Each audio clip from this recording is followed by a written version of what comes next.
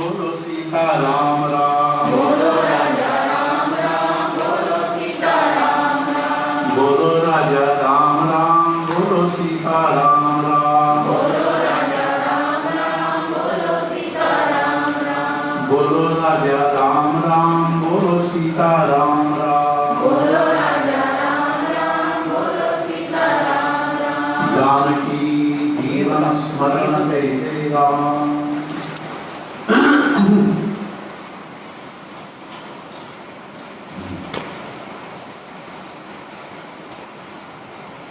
ಈ ಪ್ರಪಂಚದಲ್ಲಿ ನಾವು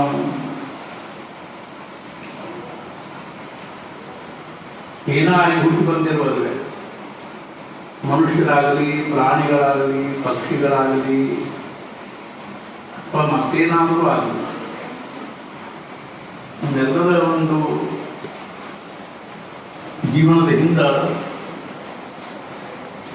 ಒಂದು ಈ ಸಂಪೂರ್ಣ ಬ್ರಹ್ಮಾಂಡವನ್ನೇ ಸೃಷ್ಟಿ ಮಾಡಿ ಸಂರಕ್ಷಣೆ ಮಾಡಿ ಲಯ ಮಾಡತಕ್ಕಂಥ ಯಾವ ಪರಮಾತ್ಮ ಇದ್ದಾನೋ, ಯಾವ ಒಂದು ದಿವ್ಯವಾಗಿರ್ತಕ್ಕಂಥ ಒಂದು ಅಸ್ತಿತ್ವದನು,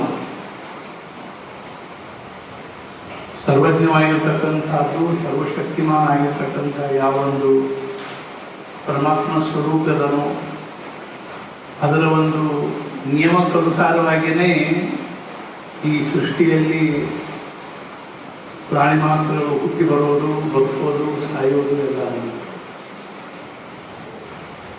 ನಾವೆಲ್ಲರೂ ನಮ್ಮ ಹುಟ್ಟಿದ ನಮ್ಗೆ ಹೆಂಗೆ ಬೇಕು ಹಂಗೆ ಹುಟ್ಟಿ ಬಂದಿಲ್ಲ, ಮತ್ತು ನಾವು ಹೆಂಗೆ ಬೇಕು ಹಂಗೆ ಇರ್ತೀವಿ ಅಂದ್ರೆ ಶಕ್ತಿ ಇಲ್ಲ. ನಮ್ಮೆಲ್ಲರ ಹಿಂದೂ ಏನೋ ಒಂದು ವ್ಯವಸ್ಥೆ ಅದು. This world is great divine design. ಇದೊಂದು ಈಶ್ವರಿ ಒಂದು ಯೋಜನಾ ಅದು, ಈಶ್ವರಿ ಸತ್ತ ಅದು. ಅದಕ್ಕನುಸಾರವಾಗಿಯೇ ನಾವು ಹುಟ್ಟಿ ಬರ್ತೀವಿ. ಪ್ರಾಣಿ ಮಾತ್ರಗಳು ಹುಟ್ಟಿ ಬರ್ತಾರೆ. ನಿನ್ನೆ ನಾನು ಒಂದು ಉಪನಿಷತ್ತಿಂದು ಶಂಕರ ಭಾಷ್ಯ ಓದಲಿಕ್ಕಿದ್ದೆ. ನಾನು ಹಾಸ್ಪಿಟ್ಲಲ್ಲಿದ್ದಾಗ, KMCಯಲ್ಲಿದ್ದಾಗ ಒಂದು ದಿವಸ 3 ಸಲ ಮಹಾರಾಜರು ನನಗೆ ಒಳಗೆ ಹೇಳ್ದಂಗೆ ಆಯ್ತು. ಏನು ಅಂದ್ರೆ ಉಪನಿಷತ್ತು ಓದುವುದು. ನಾ ಬಂದ ಕೂಡಲೇ ಉಪನಿಷತ್ತು ಓದಲಿಕ್ಕೆ ಶುರು ಮಾಡಿ. ಅದ್ರಾಗ ಅವ್ರು ಒಂದು ಕಡೆ ಬರೀತಾರೆ, ಏನು ಅಂದ್ರೆ ಈ ಕಾಡು ನೊಣ, ಸೊಳ್ಳೆ, ತಿಗಣಿ ಇವು ಸಹಿತ ಒಂದು ಈಶ್ವರೀಯ ಒಂದು ಯೋಜನಾನುಸಾರವಾಗಿಯೇ ಹುಟ್ಟಿ ಬರ್ತಾವೆ. ನಮ್ಗನ್ನಿಸ್ತದೆ ಸೊಳ್ಳಿ ನೊಣ ಇದು ನಡೀತದಪ್ಪ, ಇವು ಸೊಳ್ಳೆ ಕ್ಲಾಸ್ ಕೊಡ್ತಾವ ಅನಿಸ್ತದೆ. ಅದು ನಡೀತದ ನಡೆಯಂಗಿಲ್ಲ ಅನ್ನೋದು ನಮ್ಮ ಕೈಯಾಗಿಲ್ಲ. ಅರ್ಥಾತ್ ಏನು ಅಂದ್ರೆ ನಮ್ಮೆಲ್ಲರ ಜೀವನದ ಹಿಂದೆ ಏನೋ ಒಂದು ಈಶ್ವರಿ ಯೋಜನಾ ಅದು ಸರ್ಕಾರ, ಮತ್ತು ಅದು ಸಹಿತ ಸೂತ್ರಬದ್ಧವಾಗಿದೆ. ಭಗವಂತನ ಹೆಂಗೆ ಬೇಕಂಗೆ ಇದನ್ನು ಮಾಡೋದಿಲ್ಲ. ನಾವು ಯಾವುದೇ ದೇಶದಲ್ಲಿ ಹೋದರೂ 2+2 = 4 ಅಂತ ಹೇಳ್ತಾರೆ. ಹೆಂಗೋ ಹಂಗೆ ಏನಿದೆ ಅಂದ್ರೆ ನಮ್ಮ ಪ್ರತಿಯೊಬ್ಬರ ಜೀವನದ ಹಿಂದೆ ಏನದ ಒಂದು ಲೆಕ್ಕ ಬಿಟ್ಟು ಏನೂ ಇಲ್ಲ. ಆದ್ರೆ ನಮಗೆ ಲೆಕ್ಕ ಗೊತ್ತಾಗಲ್ತಷ್ಟೆ, ನಾವ ಲೆಕ್ಕ ತಪ್ಪಿ. ಹಿಂಗಾಗಿ ನಮಗೆ ಬಂದು ಹಿಡಿದದೆ. This world is mathematically perfect. ನಾವು ಯಾರ ಮನೆಯೊಳಗೆ, ಯಾವ ಕುಟುಂಬದಲ್ಲಿ, ಯಾವ ಮನೆತನದಲ್ಲಿ, ಯಾವ ಕುಟುಂಬದಲ್ಲಿ, ಯಾವ ತಂದೆ ತಾಯಿ ಹೊಟ್ಟೆಯಿಂದ ಎಷ್ಟನೇ ಇಸ್ವಿಯಲ್ಲಿ, ಎಷ್ಟನೇ ತಾರೀಕಿಗೆ, ಎಷ್ಟು ಹೊಡೆದು ಎಷ್ಟು ನಿಮಿಷಕ್ಕೆ ಹುಟ್ಟಿ ಬರಬೇಕು ಅನ್ನೋದು ಈಶ್ವರಿ ಯೋಜನಾ ಇದೆ. ರಾಣಿ ದಾಸಿ ಹೇಳಿದ್ಲಂತ, ನಾ ರಾಣಿ ಇದ್ದೀನಿ, ನಾನು ಗರ್ಭವತಿ ಇದ್ದೀನಿ, ನನಗೆ 5-6 ತಿಂಗಳಾಗ್ಯಾವ, ನನಗೆ ಈಗಿಂದೀಗ ನನ್ನ ಕೂಸಿನ ತೋರಿಸು. ದಾಸಿ ಹೇಳಿದ್ಲಂತ, ನೀವು ರಾಣಿ ಇರುವಲ್ರಕ್ಕ, ಸಾಮ್ರಾಜ್ಞಿ ಇರುವಲ್ರಕ್ಕ, ಆದರೆ ಈಗಿಂದೀಗ ಕೂಸಿನ ತೋರಿಸ್ಲಿಕ್ಕೆ ಬರಂಗಿಲ್ಲ. ಅದು 9 ತಿಂಗಳಾಗಿ ಅದು ಹೊರಗೆ ಬರೋ ಒಂದೇನು ಸಮಯ ಅದನ್ನು, ಚಲೋ ಸಮಯವೋ ಕೆಟ್ಟ ಸಮಯವೋ, ಮೂಲ ನಕ್ಷತ್ರ ಯಾವ ನಕ್ಷತ್ರ, ಅದು ಬರೋ ತನಕ ಕೂಸು ಹೊರಗೆ ಬರಂಗಿಲ್ಲ. ಹೆಂಗೋ ಹಂಗೆ ಏನದ ಅಂದ್ರೆ ನಾವು ಯಾವ ತಂದೆ ತಾಯಿ ಹೊಟ್ಟೆಯಲ್ಲಿ ಹುಟ್ಟಿ ಬಂದೀವಿ, ಯಾರ ಮನ್ಯಾಗ ಹುಟ್ಟಿ ಬಂದೀವಿ, ಇದೆಲ್ಲ ಏನದ ಅಂದ್ರೆ ಮುಂಚೆ ನಿಶ್ಚಿತ. ಹುಟ್ಟಿ ಬಂದ ಬಳಕ ಅಂದರೆ ಹೆಂಗೆ ಬೇಕು ಹಂಗೆ ನಮ್ಮ ಪೂರ್ತಕ್ಕೆ ನಾವು ಬೆಳೆದು, ನಮ್ಮ ಪೂರ್ತಕ್ಕೆ ನಾವು ದೊಡ್ಡವರಾಗಿ ಎಲ್ಲಿ ಬೇಕಲ್ಲಿದ್ದು, ಹೆಂಗೆ ಬೇಕು ಹಂಗಿದ್ದು ಹೋಗಿ ಸಿಕ್ಕಿದೆ. ನಮ್ಮ ಜೀವನದ ಪ್ರತಿಯೊಂದು ಕ್ಷಣಕ್ಕೂ ಅದರ ಒಂದು ಹಿಂದೆ ಈಶ್ವರಿ ಯೋಜನಾ. ಅರ್ಥಾತ್ ಏನು ಅಂತಂದ್ರೆ ಅದನ್ನು ಯಾರಿಗೂ ಮೀರಿ ನಡೀಲಿಕ್ಕೆ ಬರಂಗಿಲ್ಲ. ನಾವು ಎಲ್ಲಿ ಹುಟ್ಟಬೇಕು, ಏನಾಗಿ ಹುಟ್ಟಬೇಕು ಅದು ಮೊದಲ ನಿಶ್ಚಿತ. ಅದೇ ರೀತಿಯಾಗಿ ನಾವು ಎಲ್ಲಿ ಸಾಯಬೇಕು, ಹೆಂಗೆ ಏನಾಗಿ ಸಾಯಬೇಕು ಅದು ನಿಶ್ಚಿತ. ಅರ್ಥಾತ್ ಇಂಥ 10 ಕೊರೋನಾ ಆದ್ರೂ ನಮ್ಮದು ಇದ್ರೊಳಗೆ ಮೃತ್ಯು ಇದ್ದಿದ್ದಿಲ್ಲ ಅಂದರೆ ನಾವು 10 ಕೊರೋನಾ ಆದರೂ ಸಾಯಲಿಕ್ಕೆ ಸಿಕ್ಕಿಲ್ಲ. सरता संचिताचा शेष नाही क्षणाचा अवकाश भरता न भरता निमेष जावेची लागे. ಎಂತೆಂಥವು ಉದಾಹರಣೆ ಹೇಳ್ತಾರೆ. ಎಂತೆಂಥ ಅಗ್ನಿ ಸಣ್ಣ ದೊಡ್ಡ ದೊಡ್ಡ ಡಾಕ್ಟರ್ಗಳು, ಎಕ್ಸ್ಪರ್ಟ್ಗಳು ಅಂಥವರು ಸಹಿತ ಒಂದು ಸಣ್ಣ ಒಂದು ಇದಕ್ಕೆ ಆಕ್ಸಿಜನ್ನು ದಿನ ಸರಿಯಾಗಿ ನೋಡ್ಕೊಳ್ಳದೆ ಇದ್ದದ್ದಕ್ಕೆ ಎಷ್ಟೋ ಮಂದಿ ಇರೋದ 90 ಮ್ಯಾಲಿರ್ಬೇಕಾದ್ರು ಆಕ್ಸಿಜನ್ 50 ಕೆಳಗೆ ಬಂದು ಎಷ್ಟೋ ಮಂದಿ ಇದೆ. ಡಾಕ್ಟರ್ ಒಂದು ಉದಾಹರಣೆ ಇದೆ. ಅರ್ಥಾತ್ ಏನು ಅಂದ್ರೆ ಅಲಕ್ಷ್ಯ ಮಾಡಿ ಇದನ್ನು ಮಾಡಿ ಅನ್ನೋಕ್ಕಿಂತಲೂ ಅವ್ರ ಆಯುಷ್ಯ ಮುಗಿದಿರ್ತದೆ. ಅರ್ಥಾತ್ ಏನು ಅಂದರೆ ಆಯುಷ್ಯ ಮುಗಿದಿರ್ತದೆ, ಹೋಗ್ತಾರೆ. ಬಿಕಾಸ್ ನಾ ಯಾಕೆ ಹೇಳಿರ್ತೀನಿ ಅಂದ್ರೆ ಹೆಂಗೋ ಅದು ನಮ್ಮ ಜೀವನದ ಒಂದು ಪದ್ಧತಿ, ಒಂದು ಪ್ರಣಾಳಿ. ನಮಗೆ ಯಾರು ಅನುತಮ್ಮಂದರಾಗಬೇಕು, ಯಾರು ಅಕ್ಕಂಗಿಯರಾಗಬೇಕು, ನಾವು ಏನು ಶಿಕ್ಷಣ ಪಡ್ಕೋಬೇಕು, ಕೊನೆಗೆ ನಾವು ಎಲ್ಲಿ ಹೋಗಿ ಇರಬೇಕು. 36 ವರ್ಷಗಳಿಂದ ನಾವೆಲ್ಲರೂ ಆಶ್ರಮದೊಳಗೆ ಇರೋದು ನಮ್ಮ ಕರ್ತೃತ್ವದಿಂದ ಅಲ್ಲ, ನಮ್ಮ ಪುರುಷಾರ್ಥದಿಂದ ಪರಾಕ್ರಮದಿಂದ ಇಲ್ಲ. ಇದರ ಹಿಂದೆ ಏನೋ ಒಂದು ವ್ಯವಸ್ಥೆ ಅದ, ಈಶ್ವರಿ ಯೋಜನಾ ಅದ, ಸದ್ಗುರುಗಳ ಏನೋ ಒಂದು ಸಂಕಲ್ಪ ಅದ. ಅರ್ಥಾತ್ ಏನು ಅಂದ್ರೆ ಇಲ್ಲಿ ಇರೋದು ಹೆಂಗೆ ಅವ್ರದ್ದೊಂದು ಸಂಕಲ್ಪ ಅದನ್ನು ಹೆಂಗಿರಬೇಕು ಅನ್ನೋದು ಅವ್ರದ್ದೊಂದು ಯೋಜನಾ ಇದೆ. ನಾವು ನೋಡ್ತೀವಿ. ಅರ್ಥಾತ್ ಏನು ಅಂದ್ರೆ ಇವೆಲ್ಲ ಏನೋ ನಮ್ಮ ಹಿಂದಿನ ಜನ್ಮದಲ್ಲಿ ಏನಾದರೂ ಕೊಡ್ತಗೊಳ್ಳೋ ಬಾಕಿ ಇರ್ತದೆ, ಪಾಪ ಪುಣ್ಯಗಳ ಬಾಕಿ ಇರ್ತದೆ. ಅದಕ್ಕನುಸಾರವಾಗಿ ನಾವು ಅದನ್ನೆಲ್ಲ ಮುಟ್ಟಿಸುವತ್ತು ಹೋಗ್ಬೇಕಾಗ್ತದೆ. 12ನೇ ಇಸ್ವಿಯಲ್ಲಿ 5ನೇ ಇಸ್ವಿಯಲ್ಲಿ ನಮ್ಮದು BP ಲೋ ಆಗ, 12ನೇ ಇಸ್ವಿಯಲ್ಲಿ ಸ್ಟೆಂಟ್ ಕೂಡಿಸಿದ್ರು, 18ನೇ ಇಸ್ವಿಯಲ್ಲಿ ಆಪರೇಷನ್ ಮಾಡಿದ್ರು. ಈ 3 ಸಂದರ್ಭದೊಳಗೂ ಉಳ್ಕೊಂಡಿವಿ. ಇದು ನಮ್ಮ ಕರ್ತೃತ್ವದಿಂದ ಅಲ್ಲ, ಈಶ್ವರಿ ಯೋಜನಾದಿಂದ. ನಮ್ಮ ಜೊತೆಗೆ ಆಪರೇಷನ್ ಆದವರು ಅತಿ ಪ್ರಸಿದ್ಧ ಅಲ್ಲಿ ಆಪರೇಷನ್ ಮಾಡೋರು. ಅರ್ಥಾತ್ ಏನು ಅಂದರೆ ಅವರು ಭಟ್ಟನ್ನವರು ಆಪರೇಷನ್ ಮಾಡೋರು, ಅವ್ರು 25 ಲಕ್ಷ ರೂಪಾಯಿದು ಅವ್ರದ್ದು ಇದು ಪ್ಯಾಕೇಜು. ಅವ್ರು ಮಾಡಿರೋ ನನ್ನ ಸುತ್ತಮುತ್ತಲು ಆಪರೇಷನ್ ಆದವ್ರು 3 ಮಂದಿ ಸಾಕು. ಆದ್ರೆ ನಮ್ದು ಇನ್ನೂ ಆಯುಷ್ಯ ಇತ್ತು ಅಂತ ನಾವು ಉಳ್ಕೊಂಡು ಬಂದ್ವಿ. ಅರ್ಥಾತ್ ಏನು ಅಂದ್ರೆ ಈ 12 ತಾಸು 7-8 ತಾಸು ನಾವು ಅವ್ರ ಕೈಯಾಗ ಹೋಗಿದ್ದೆ. ಬರೋದು ಬಿಡೋದು ನಮ್ಮ ಕೈಯಾಗೆ ಇದ್ದಿದೆ. ಹಂಗೇನು ಅಂದ್ರೆ ನಮ್ಮದು ಪ್ರತಿಯೊಂದು ರೋಗ ರುಜಿನಿ ಜಡ್ಡು ಜಾಗೃತಿ 5 ತಿಂಗಳು ಇಡೀ ಜಗತ್ತಿನ ತುಂಬ ಈ ಕೊರೋನಾ ಹಬ್ಬಿದ್ರು ನಾವು ಅರ್ಥಾತ್ ಇಲ್ಲಿ ಬಂದದ್ದೇನು ಅಂತಂದ್ರೆ ಮಾರ್ಚ್ 19ನೇ ತಾರೀಕಿನಿಂದ 16ನೇ ತಾರೀಕಿನಿಂದ ನಾವು ಮೊನ್ನೆ ಆಗಸ್ಟ್ 19ನೇ ತಾರೀಕಿನ ತನಕನೂ ನಮ್ಗೆ ಅದರದ್ದು ಏನೂ ಒಂದು ಸ್ವಲ್ಪ ಸೋಂಕಿದ್ದಿದ್ದಿಲ್ಲ. ಆದ್ರೆ ಅರ್ಥಾತ್ ಏನು ನಮ್ಗೆ ಸಾಲು ಉಳಿದಿತ್ತು. ನಾವು ಯಾವುದೋ ಜನ್ಮದಲ್ಲಿ ಮಾಡಿರ್ತಕ್ಕಂಥದ್ದು ಏನೋ ಒಂದು ಸಾಲು ಉಳಿದಿತ್ತು, ಅದನ್ನು ತೀರಿಸ್ಬೇಕಾಗಿತ್ತು. ಅದನ್ನು ತೀರಿಸೋದು ಸಹಿತ ಡೇಟ್ ಬರಬೇಕಾಗಿತ್ತು. ಅದು ತೀರಿಸೋ ಡೇಟ್ ಬರೋ ತನಕ ನಾವು ಅದಕ್ಕೆ ಆರಾಮಿದ್ವಿ. ಆ ತೀರಿಸೋ ತಾರೀಕು ಬಂದ ಕೂಡಲೇ ಮತ್ತು ಅದನ್ನು ನಾವು ಏನು ಮಾಡಬೇಕಾಗಿ ಬಂತು ಅದನ್ನು ತೀರಿಸ್ಬೇಕಾಗಿ ಬಂತು. ನಾವು ತೀರಿಸ್ಬೇಕಾಗಿ ಬಂದರೂ ಸಹಿತ ಮಹಾರಾಜರು ಎಷ್ಟೋ ಕಡೆಗೆ ಹೇಳ್ಯಾರ. ಅರ್ಥಾತ್ ಏನು ಅಂದರೆ ನಾಮಸ್ಮರಣೆ ಮಾಡ್ತಕ್ಕಂಥವ್ರಿಗೆ, ಉಪಾಸನೆ ಮಾಡ್ತಕ್ಕಂಥವ್ರಿಗೆ ಯಾರ ಮನಸ್ಸು ಅರ್ಥಾತ್ ಯಾರು ಭಗವಂತನ ಕಡೆಗೆ ಅಭಿಮುಖ ಆಗಿದ್ದಾರೋ ಅವರಿಗೆ ಭಗವಂತ ಏನು ಮಾಡ್ತಾನೆ, ಸದ್ಗುರುಗಳು ಏನು ಮಾಡ್ತಾರೆ ಅಂದ್ರೆ ಅವ್ರ ದಯ ಎಂಥದ್ದಿದೆ ಅಂದರೆ ಅದೇನು ತ್ರಾಸು ಒದಗಿ ಬರ್ತದನೋ ಅದನ್ನು ಹೌದ ಮಾಡಿ ನಿಜವಾಗಿಯೂ ವಿಚಾರ ಮಾಡಿ ನೋಡಿದರೆ ಅರ್ಥಾತ್ ಅದಕ್ಕೆ ಅನುಕೂಲವಾಗ್ತಕ್ಕಂಥ ವಾತಾವರಣ ಎಷ್ಟು ಪರಿಸ್ಥಿತಿ ಎಷ್ಟು ಒದಗಿ ಬಂತು. ಅರ್ಥಾತ್ ಏನು ಇಬ್ಬರು ಡಾಕ್ಟರು ಅದ್ರ ಬಗ್ಗೆ ಹಗಲು ರಾತ್ರಿ ವಿಚಾರ ಮಾಡೋದು, ನಮ್ಮನ್ನು ಎಷ್ಟು ಸಹೋದ ಅದರೊಳಗಿಂದ ಅಕ್ಷರಶಃ ವಿಚಾರ ಏನದ ಅಂದ್ರೆ ತ್ರಾಸ ಆಗಲಿಲ್ಲ. ಬಾಕಿ ಟೈಮ್ನಾಗೂ ತಲೆಶೂಲಿ ಕೆಮ್ಮು ನೆಗಡಿ ಆದಾಗ ನಮ್ಗೆ ಹೆಂಗೆ ತ್ರಾಸ ಆಗ್ತದೋ ನಮ್ಗೆ ಇವಾಗೂ ಆಯಿತು.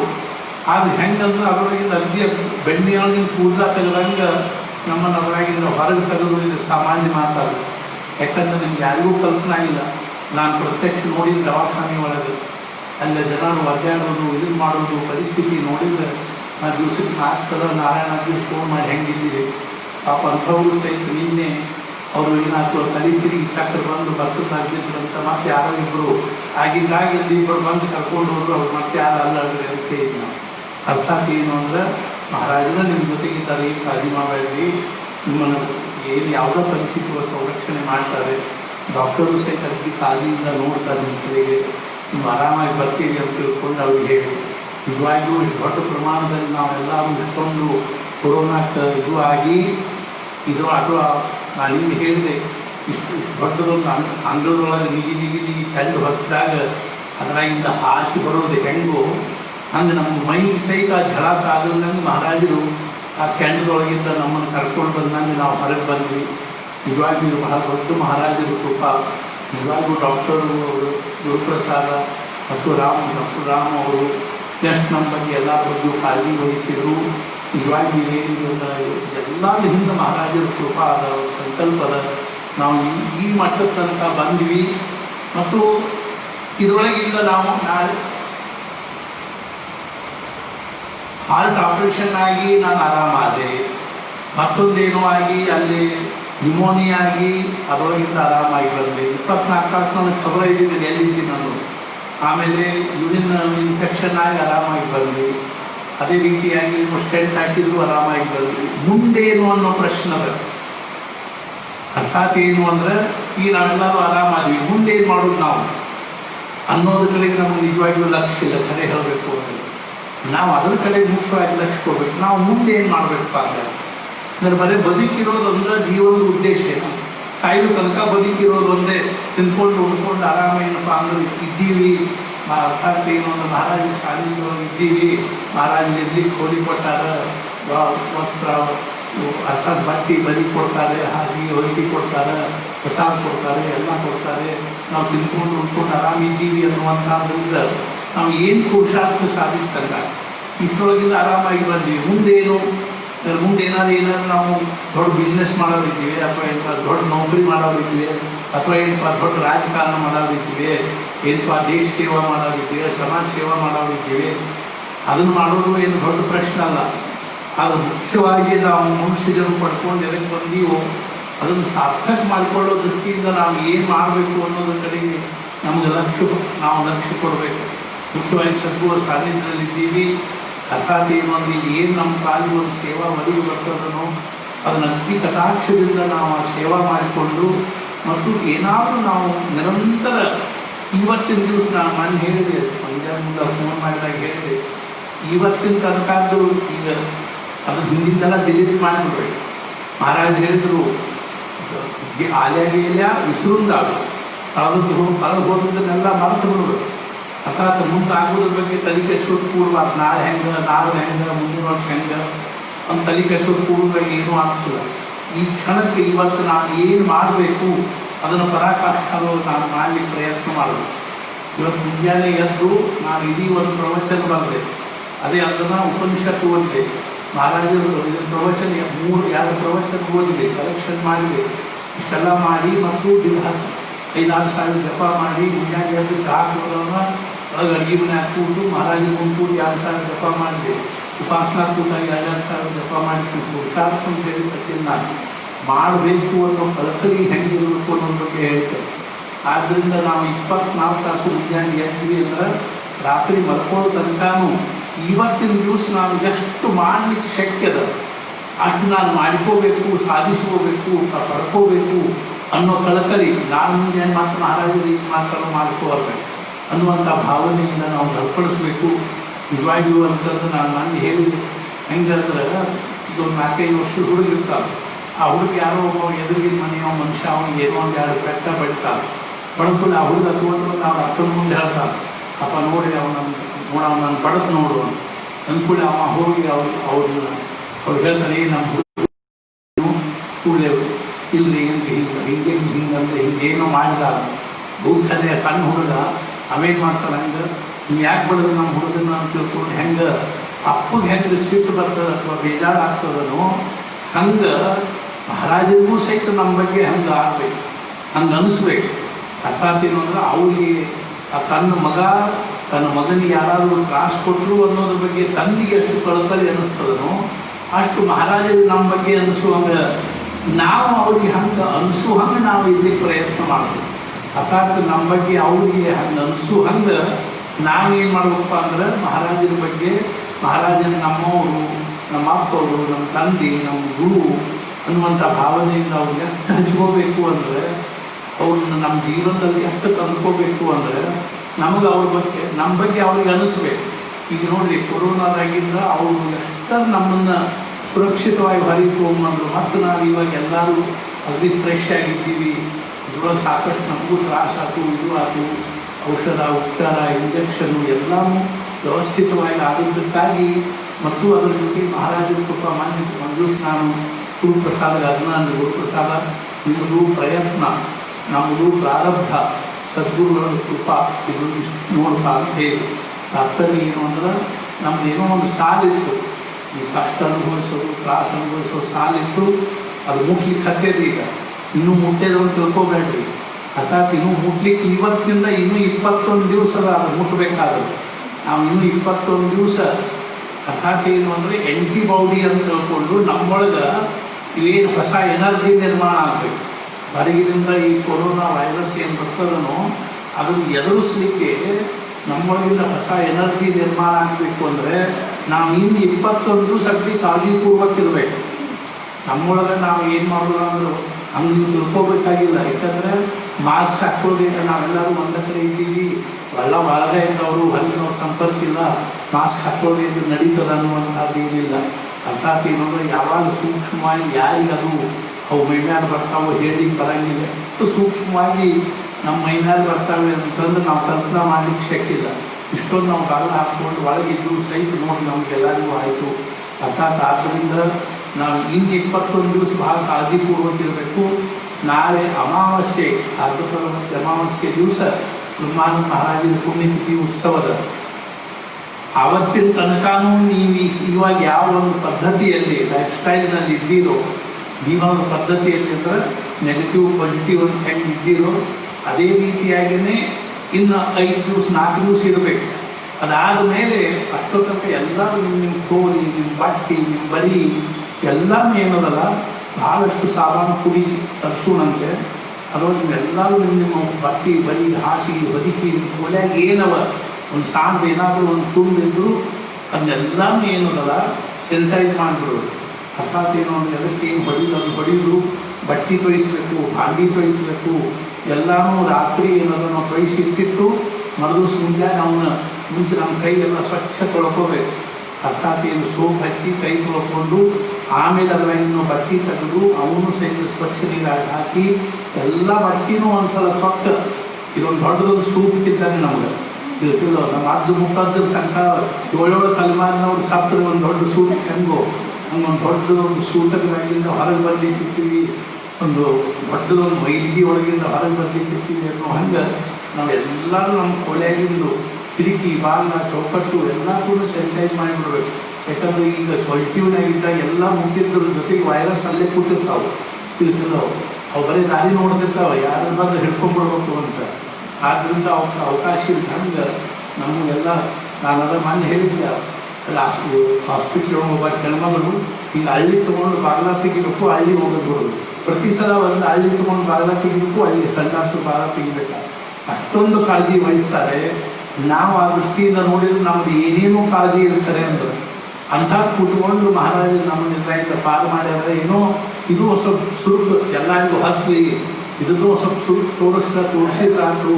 ಹೊರಗಿನ ಜಗತ್ತಿನಾಗ ಏನು ಅನುಭವಿಸಿದಕ್ಕೆ ಅದರ ಸಾವಿರಗಟ್ಟಲೆ ಮಂದಿ ಸಾಯ್ಲಿಕ್ಕತ್ಯಾರ. ಅಂಥದ್ರಾಗ ಮಹಾರಾಜರು ನಮ್ಮನ್ನು ಕಾಯಿದ್ರು. ಆದ್ದರಿಂದ ಮತ್ತೆ ತಿರುಗಿ ಅಮಾವಾಸ್ಯೆ ದಿವಸ ಭಾದ್ರಪದ ಮಧ್ಯೆ ಅಮಾವಾಸ್ಯೆ ದಿವಸ ಬರ್ತೀನಿ. ಅಲ್ಲಿ ತನಕ 4 ದಿವಸ ಇನ್ನೂ ಅಲ್ಲೇ ಇರ್ತೀನಿ. ಅದಾದ ಮೇಲೆ ಮುಂದೆ ಏನದಲ್ಲ ಪ್ರತಿ ದಿವಸ ಮಧ್ಯಾಹ್ನ ಪ್ರಸಾದಕ್ಕೆ ನಾನು ಬಂದು ಹೋಗ್ತೀನಂತೆ. ಆದರೆ ಅವತ್ತೆಲ್ಲರೂ ಕೂಡಿನೇ ನಾವು ಪ್ರಸಾದ ಮಾಡೋದ್ರ. ಅವತ್ತು ಮತ್ತು ನಮ್ಮ ಧನಂಜಯ ಪ್ರಕಾಶ ಪಾಸಿಟಿವ್ ನೆಗೆಟಿವ್ ಎರಡೂ ಕೂಡಿನೇ ಅಡುಗೆ ಮಾಡಿದ್ರು ನಡೀತದೆ ಅವತ್ತು. ಅಷ್ಟೊತ್ತಂಕ ನೀವೆಲ್ಲರೂ ಏನದನೋ ನೆಗೆಟಿವ್ ಆಗಿ ಬಿಡಬೇಕು ಅಷ್ಟೊತ್ತಂಕ. ಆದರೂ ಒಂದೇ ನೀವು ಭಾಳ ಕಾಳಜಿ ವಹಿಸಬೇಕು ಅಂದರೆ ಆಧ್ಯಾತ್ಮಿಕ ದೃಷ್ಟಿಯಿಂದ ನೆಗೆಟಿವ್ ಆಗಬಾರ್ದು. ನೀವು ಆಧ್ಯಾತ್ಮಿಕ ದೃಷ್ಟಿಯಿಂದ ನೀವೆಲ್ಲ ಪಾಸಿಟಿವ್ ಆಗಬೇಕು. ಆಧ್ಯಾತ್ಮಿಕ ದೃಷ್ಟಿಯಿಂದ ಏನಾದರೂ ಸಂಪಾದನೆ ಮಾಡೋರಾಗಬೇಕು. ಆಧ್ಯಾತ್ಮಿಕ ದೃಷ್ಟಿಯಿಂದ ನೆಗೆಟಿವ್ ಆಗಿ ಈ ದೃಷ್ಟಿಯಿಂದ ಪಾಸಿಟಿವ್ ಆದರೆ ಏನು ಉಪಯೋಗ ಇಲ್ಲ. ಆ ದೃಷ್ಟಿಯಿಂದ ಪಾಸಿಟಿವ್ ಆಗಿ ಈ ದೃಷ್ಟಿಯಿಂದ ನೆಗೆಟಿವ್ ಆಗಬೇಕು. ಅಷ್ಟೋ ತನಕ ನೀವೆಲ್ಲರೂ ಏನದನೋ ನಿಮ್ಮ ಕೋಲಿ ಬಟ್ಟಿ ಬರೀ ಎಲ್ಲ ಸ್ವಚ್ಛ ಮಾಡಿಕೊಳ್ಳಿ. ಇದು ಅಂಗಳ ಲಿಂಗಳ ಎಲ್ಲ ಒಟ್ಟ ಇದನ್ನೆಲ್ಲ ಇದನ್ನು ಮಾಡಿ